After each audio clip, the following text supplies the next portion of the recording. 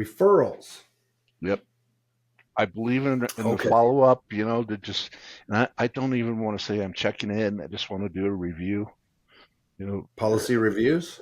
Well, yeah, policy reviews, if you have any questions, how are things going, that type of thing. And then, Okay. So are you asking me what's the best way to do a policy review, or are you asking me what's the best way to get referrals, or well, both? Or are yeah, you yeah. saying get a referral in a policy review?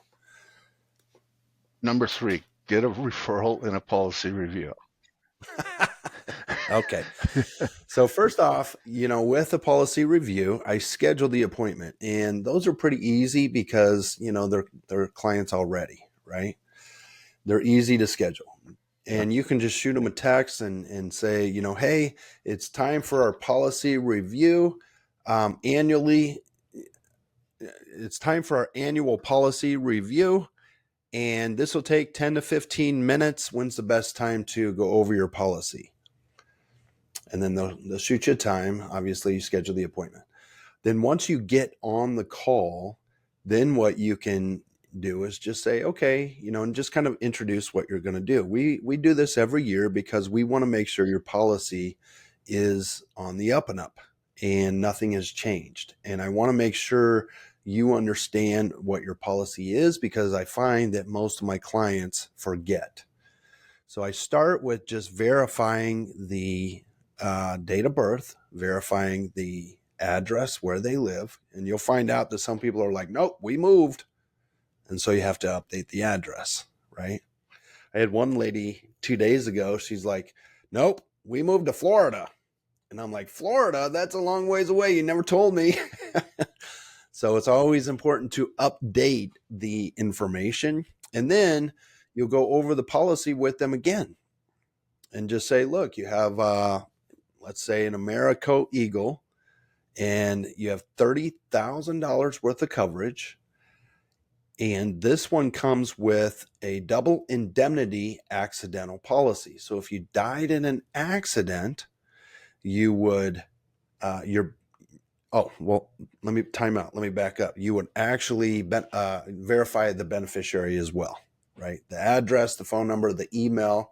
You already know their phone number because you're on the phone with them, but their email, their beneficiary, and then go into the policy. That's kind of how I do it. Now, you don't have to do it in any of that order, right? But that's how I do it. You can even just talk about the policy first. But primarily you just want to go over everything, right? Make sure they understand what the policy does for them. Make sure they understand that, look, if anything happens, have Joe, their beneficiary, call me. We'll take everything for you. And make sure they understand the riders. I had one lady the other day, last week. She's now diagnosed with cancer and had no idea, and now has a policy. So chances are she's probably going to be using those living benefits once she becomes terminally ill at some point, right? So just by going over that, now they feel more comfortable with you, right? Now you're their agent, okay? And then I'll start asking, remind me, are you married? If their husband doesn't have a policy, let's say I'm talking to a female, are you married or are you single? I'm married. Okay. And so Joe is your husband, right? Yeah. Yeah. Okay. Did we end up getting a policy for Joe? No. Okay. Joe doesn't have a policy. Why didn't we get a policy for Joe? And I'll let them tell me why. Well, we couldn't afford it at the time. That's the big one, right? And then they'll say, and then I'll say, oh, okay. So let me ask you, if Joe dies, do you have enough money set aside to pay for his funeral? Usually they're anywhere from nowadays about 10 to 15,000, or are you just going to put them in a pine box? And of course they'll be like, well, I don't want to put them in a pine box, but I don't have enough to set aside for his funeral. So do you think that, so what would you do? Now I'm digging deep. What would you do if you if you had to pay for Joe's funeral? Well, his family would have to probably kick in. My daughters would have to kick in. Do you think that might cause some problems within the family? Yeah, possibly. If we found an affordable policy for Joe, do you think that might relieve some stress and help your family? Yeah. Okay. Well, and then I start going into the quote tool. Now they already know the situation. They already know how it works, right? So I'm just kind of giving them, I'm going to build the value of the policy that I found, right? I'm going to ask him, let me back up, time out. I'm going to go through his health conditions, right? I'm not too worried about the money, right? Um, I'm just trying to find something that's going to benefit them for a funeral because that's the main concern. 15,000 is for a funeral. If the money is too much at that time, then they'll tell me and we'll kind of go from there. But once I go through the health conditions and find a policy for him, then what I'll do is I'll build the value of the policy first, right? This policy is one of the best policies we have. It's hard to qualify for. It comes with this, and this, and and then I price condition them. I just got a guy qualified for this policy that was, and I'll pick one of my clients that's a little bit older than them, and maybe a male, right? Because males are higher priced, and I'll say I just got a guy, approved for this policy a couple weeks ago, and he was 65, and his payment was $323 a month. But actually, this price for him, since he's younger, it's only going to be $220.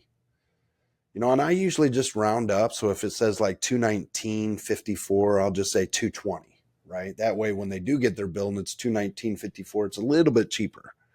And so it kind of gives a little bit of relief, right? And then I'll say, well, let me back up. Even before that, before I even tell them the price, I'll say, look, is this policy, when I'm building the value, do you like the benefits of this policy? I'm getting small little commitments. Yes. Do you think this would help your family? Yes. Why would it help your family? Because it's going to relieve some stress. I'm not going to have to worry about coming out of pocket. Now they're selling me on the policy, right? We're digging deep, right? Why would that help your family? Okay. So if we were to submit a request today and get you approved, when would you want to start the policy? I'm assuming, right? I'm assuming you would want to start that policy today so that he can have immediate coverage, correct? Yeah. Okay. But how much is it? Well, normally, I had a guy that I got approved for this. Let me look up the price. I had a guy that I got approved for this 2 weeks ago, and he's 65 years old, paying $323 a month. But I think his will be cheaper. Your husband's will be cheaper. Look, actually, it's only 220, right? Not 300, not 220, right? It's only 220. We're making it seem small. So I built the value. They said, yeah, we like it. It's going to help the family. Great, great, great, great, great. I'm super excited about it. It's only 220, right? So now they're like, oh, okay. They make some comments, and I'll say, the only thing that's left to do is just to submit a request to even see if we can even get you approved. Should we submit the request real quick? Real quick, right? I'm using keywords, real quick. Should we submit the request real quick? Yeah, sure. Why not? Right? Yesterday, I had a guy. So that's kind of how I do it. And then I'll ask him, once I get done with that, here's the other thing. Once I get to the beneficiary, now what I've been doing is getting all of the information about the beneficiary. Who's going to be the beneficiary for Joe? Well, it's going to be me. Okay. Who's going to be the contingent beneficiary? Who do you think they're going to put down? Their kids. Right? So what are their date of births? What's their phone numbers? What state do they live in? Okay. Then when I'm asking their phone number, then I'm just jotting it down. I'm going to jot it down in the app, and then I'm also going to jot it down on my notes. Why? Because then at the end, I'm going to ask them. So what I'll do is I don't like to leave this up to the clients anymore, because a lot of times they don't get they forget to mention it to their beneficiaries. So I want to make sure that so and so, son and daughter, knows exactly what to do if anything were to happen to you, Joe and Mary. So I'm going to give them a call and kind of explain what you have and give them my number to contact me. Okay?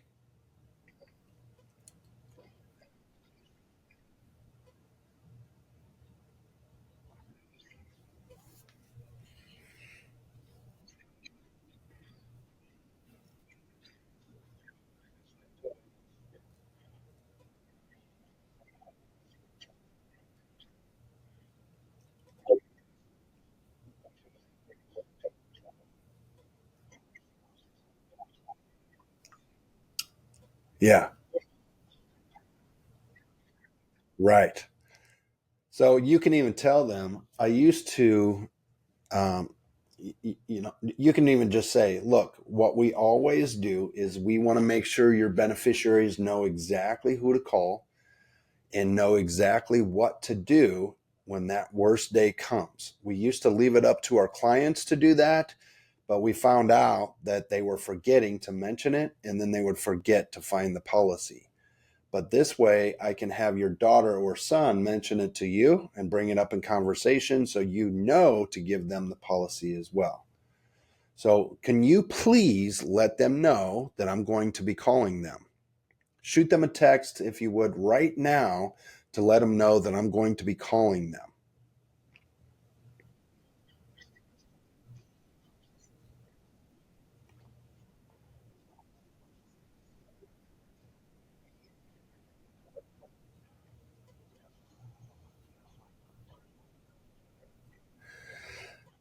Yeah, I don't even do that.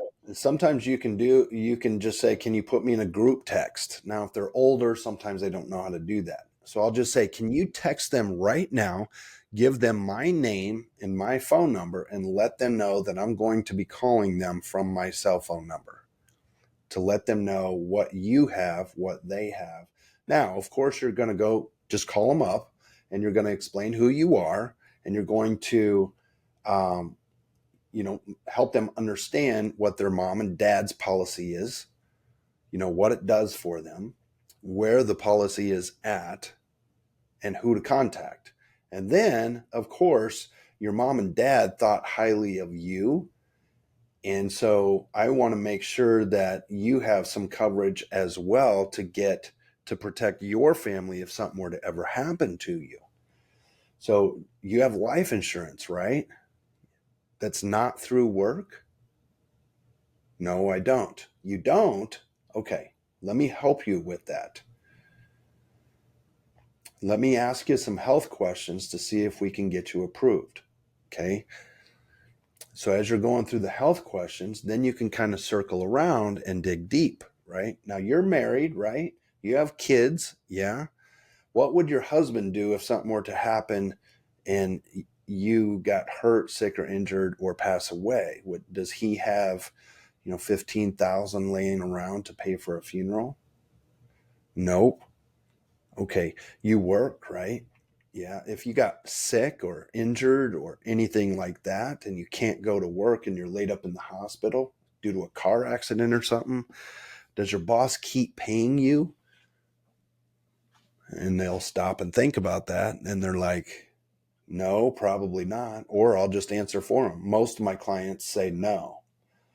And um, so if that happens, then he would have to pay all the bills and the mortgage out of his own pocket. Is that what you're saying? Yes. Or you can ask the question, would he have to pay all of his bill, all of the mortgage and the bills out of his own pocket if that were to happen? Yes. Okay.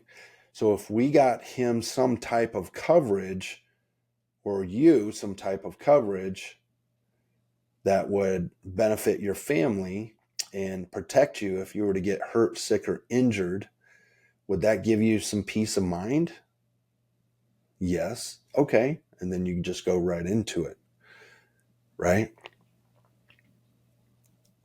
So that's kind of how I go from a policy review to getting a referral to talking to their family. Does that answer your question?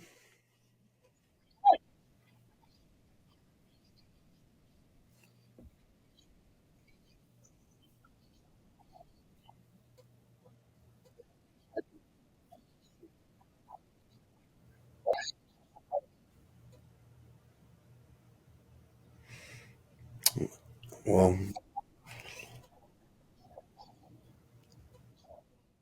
I've never had anybody ask me that.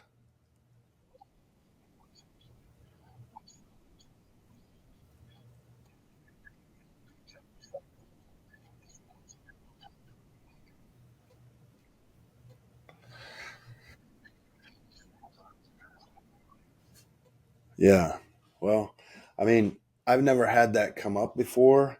But I would just say, well, I don't know how your mom feels about you knowing what her bills are. So I will just tell you, what we do as an agent, and it's required of us, is to find something that's very affordable for her.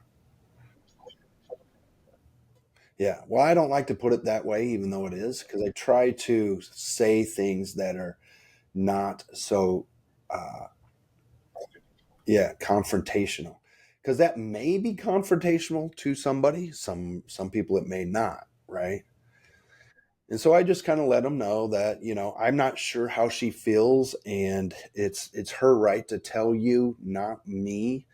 It's not. I don't know how she feels about everyone understanding what her bills are. So I will just tell you that, as an agent, we're required to do what we can to put it, in her budget, and it is. It's very affordable for her. And then I just move on to another question, right? So I answer it and then move on to another question. Does that make sense, Kelly? Okay.